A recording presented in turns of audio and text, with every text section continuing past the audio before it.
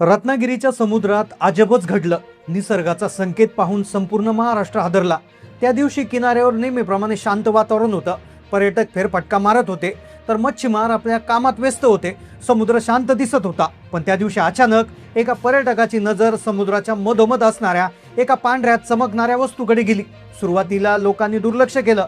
त्यांना वाटलं प्लॅस्टिकची किंवा लाकडाची वस्तू असेल, पण ती वस्तू स्थिर नव्हती। प्रत्येक लाटेसोबत ती वस्तू किनाऱ्याकडे येऊ लागली होती। आता किनाऱ्याच्या जवळ जशी ती येऊ लागली तशी गर्दी वाढली। 50 जण आले, पाहता पाहता 100 जण झाले, पाहता पाहता 1000 माणसं तिथं जमा झाली। काही मिनिटातच ती वस्तू किनाऱ्यावर आली। ती वस्तू पाहून अनेक लोक पळून गेले, तर काही धाडसी लोक जवळ गेले, काही लोक मोबाईल मधून व्हिडिओ काढू लागले। पण त्यात एक 90 वर्षाचा वयस्कर म्हातारा मच्छीमार होता। त्याच्या लक्षात आलं ही वस्तू काय आहे, कारण की ती वस्तू अशी होती, एक असं जहाजही त्याच्यापेक्षा छोटा असेल इतकी मोठी ती वस्तू होती। संपूर्ण प्रकरण तालुक्यात पसरलं, तालुक्यातून जिल्ह्यात पसरलं, जिल्ह्यातील जिल्हाधिकारी देखील तिथे आले, तज्ञ आले। तज्ञांनी ती वस्तू पाहिली आणि त्यावरून दिला संपूर्ण देशाला धोक्याचा इशारा। संपूर्ण देशाचं हवामान बदलणार, कारण की 150 वर्षात झाली नव्हती अशी पहिल्यांदाच गोष्ट घडली। त्यानंतर देशात हाय अलर्ट लागू केलाय। दिल्लीमध्ये बैठक सुरू झाली। या गोष्टीचे व्हिडिओ सध्या सोशल मीडियावर व्हायरल होत आहे। पण मग ही गोष्ट नेमकं काय आहे, हा नेमकं काय प्रकार आहे, हा निसर्गाचा कोणता असं 150 वर्षातून आलेला पहिला संकेत आहे? त्या दिवशी किनाऱ्यावर नेमकं काय झालं, देशातल्या हवामानात नेमकं काय बदल होणार, मान्सूनची प्रगती याच्यावरून कशा पद्धतीने बदलणार, चला जाणून घेऊया या संपूर्ण गोष्टीचा सविस्तर रिपोर्ट। सह्याद्रीच्या कुशीत विसावलेला आणि अरबी समुद्राच्या अथांग लाटाने वेढलेला रत्नागिरीचा किनारा, हा किनारा नेहमीच पर्यटकांना भुरळ घालतो आणि स्थानिकांना शांततेची साथ देतो। परंतु त्या दिवशीचा सूर्योदय काहीतरी वेगळंच घेऊन येणार होता। निसर्ग जेव्हा शांत असतो तेव्हा तो सुखावा वाटतो, पण जेव्हा तो आपल्या अस्वस्थता दाखवू लागतो तेव्हा काळजाचा ठोका चिकल्याशिवाय राहत नाही। रत्नागिरीच्या त्या असांग निळाशार पाण्यात असं काहीतरी घडलं की ज्याचा अंदाज अनुभवी मच्छीमारांना लावता आला नाही। एक अशी वस्तू किनाऱ्यावर आली जी 150 वर्षात पहिल्यांदाच आली आणि तज्ञ लोकांनी याच्यावरून सांगितलं की संपूर्ण देशाचं हवामान बदलणार। एका छोट्याशा किनाऱ्यावर घडलेली गोष्ट ज्यांनी दिल्ली हादरली। खरं तर काय झालं, त्या दिवशी सकाळचे 6 वाजले होते। रत्नागिरीच्या किनाऱ्यावर कोळी बांधव आपल्या जाळ्यांची डागडुगी करत होते, पण त्यापैकी जे अनुभवी होते, ज्यांनी आयुष्यात अनेक वर्षे या लाटांच्या खेळण्यात घालवली, पण त्यांच्या नजरेतून एकही गोष्ट सुटली नव्हती। समुद्राच्या पाण्याच्या मधोमध एक प्रकारचं तेज जाणू लागलं। अचानक लाटांच्या फेसाळणाऱ्या पाण्यांमध्ये एक मोठी वस्तू तरंगताना दिसली। सुरुवातीला वाटलं एखादी बोट उलटली असावी, पण वस्तूची हालचाल लाटांपेक्षा वेगळी होती।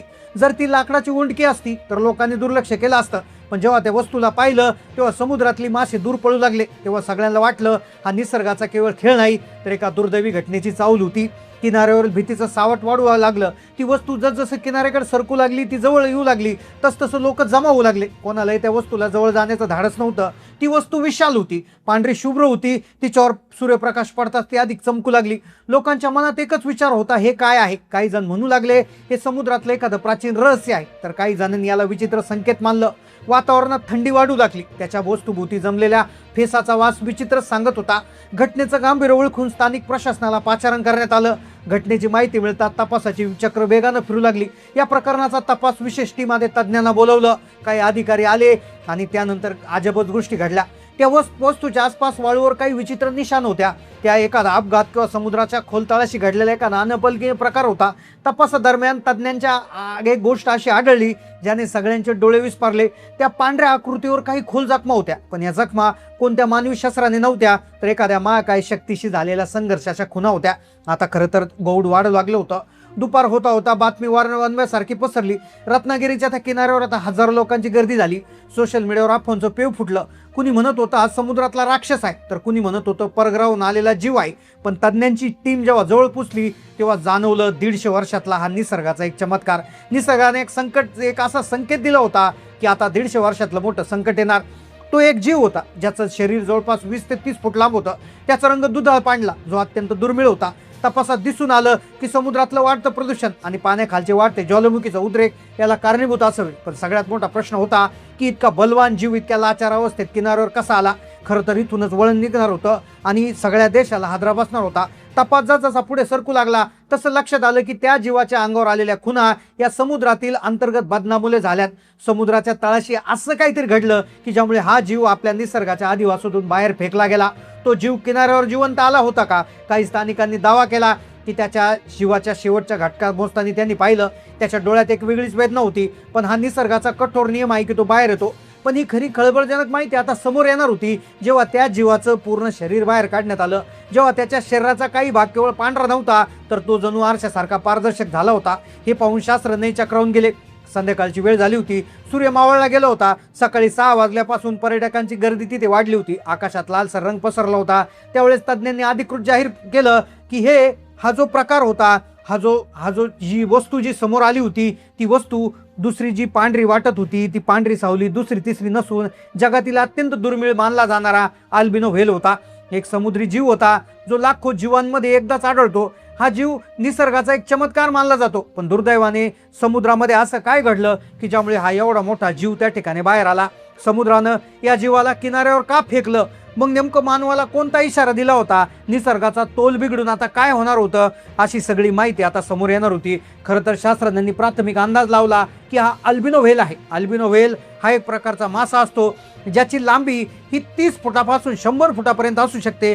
हा व्हेल इतका मोठा असतो की त्यामुळे तो समुद्राच्या अत्यंत खालून पोहत असतो, जो पहिल्यांदाच इतक्या वर दिसला आणि ज्यामुळे सगळीकडेच एक प्रकारची त्या ठिकाणी भीती निर्माण झाली होती. आता हा जो व्हेल असतो तर हा किनाऱ्यावर शक्यतो येत नाही, कारण की याला पोहण्यासाठी अत्यंत खोल पाणी लागतं आणि तो किनाऱ्याजवळ आला म्हणजेच काहीतरी विपरीत घडलं की काय?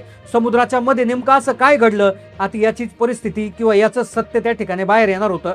आता खरं तर सगळीकडे चर्चा सुरू झाली होती की नेमकं असं काय झालं की इतका हा जीव त्या ठिकाणी बाहेर फेकला गेला. नेमका निसर्गाचा काय संकेत होता? कारण की काही दिवसांपूर्वीच एक बातमी त्या ठिकाणी समोर आली होती की देशामध्ये एल निनोचा प्रभाव सुरू झालाय आणि या एल निनोच्या प्रभावामुळे देशातल्या मान्सूनवर बदल होणार आणि देशातला मान्सून त्या ठिकाणी कमी पडणार, पाऊस कमी पडणार, अशा पद्धतीच्या चर्चा सुरू झाल्या होत्या. मग ही बातमी रत्नागिरीतून आली आणि मग या बातमीचा आणि मान्सूनचा किंवा इतर हवामानामध्ये होणाऱ्या बदलाचा काय संबंध होता हे देखील तपासलं गेलं जाऊ लागलं आणि तिथूनच नवीन प्रश्नांचा जन्म झाला. मग खरं तर हा इतका मोठा जीव हा वर सुद्धा बऱ्याच वेळा येत नाही आणि लाखो जीव, करोडो जीव त्या ठिकाणी समुद्राच्या पोटामध्ये सामावलेले आहेत, पण हा जीव का पृथ्वीवर त्या ठिकाणी वरती आला याचं उत्तर त्या ठिकाणी शोधण्याचा प्रयत्न झाला. तेव्हा सापडले 2 महत्त्वाचे कारणं. पहिलं कारण जे होतं तर ते मानवनिर्मित होतं.